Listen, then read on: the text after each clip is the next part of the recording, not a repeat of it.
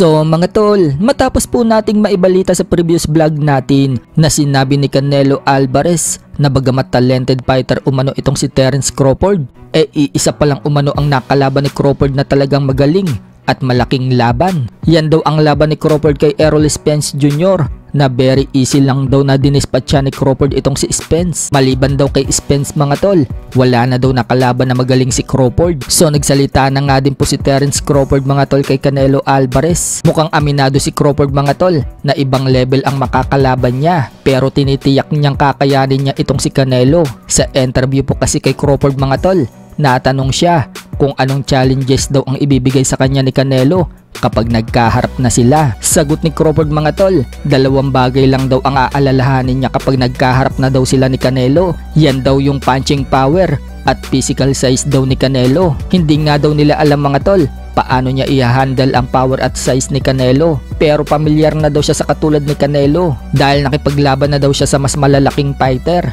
Ibig sabihin, tiwala si Crawford na kakayanin pa din niya ang lakas ni Canelo. Kinakaya kasi niyang tumanggap na malalakas na suntok mula sa malalaking tao. Para naman po sa mga boxing fans, hindi daw talaga uubra itong si Crawford kay Canelo. Kung sa 154 pounds pa nga lang daw, bumagal na daw ang galawan ni Crawford. Paano na daw kaya sa 168 pounds? Kung saan aakyat daw siya ng dalawang dibisyon. Pero ika nga po noon ni Crawford mga tol, magkakatalo na lang daw yan sa skill. Sa kabilang banda naman mga tol, dahil matutuloy na din ang rematch ni Ryan Garcia at Devin Haney pagkatapos ng kanilang mga laban sa buwan ng May, kung saan haharapin po ni Ryan Garcia si Isaac Pitbull Cruz habang haharapin naman po ni Devin Haney si Jose Ramirez. Sa isang interview nga po kay Garcia mga tol, wika ni Garcia, sinabihan daw siya ni Canelo Alvarez na easy work lang daw itong si Devin Haney sa kanya at tatalunin lang daw ulit niya si Devin Haney. So nalaman nga po yan ni Devin Haney mga tol, kaya bumuelta itong si Devin Haney.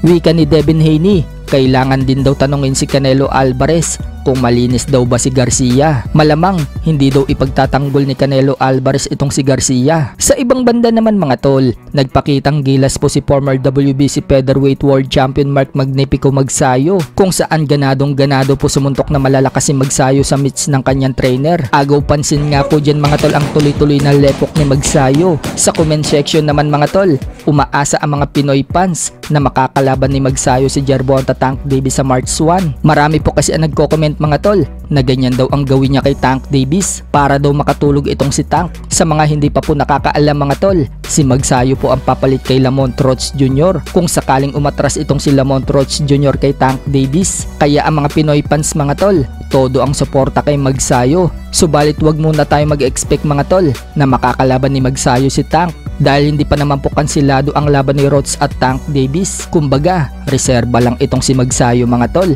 kung sakaling hindi tumuloy itong si Lamont Roach Jr. sa labang kay Tank. May iba po kasing mga fans mga tol na buong akala nila na si Magsayo na talaga ang makakalaban ni Tank, pero malay natin mga tol, bigla palang umatras itong si Lamont Roach Jr. Napakaswerte ni Magsayo kapag nagkataon.